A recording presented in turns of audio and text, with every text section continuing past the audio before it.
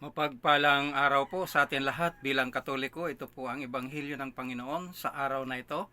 Ayon sa sulat ni San Juan sa Kabanata 6, talata 16 hanggang 21.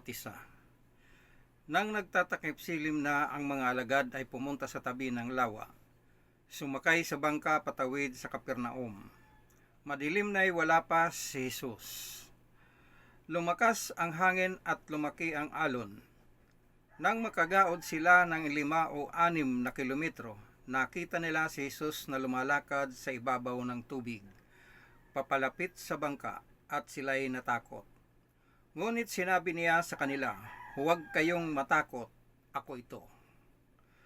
Tuwang-tuwa nilang pinasakay si Jesus sa bangka, at pagdakay sumadsad ang bangka sa kanilang patutunguhan.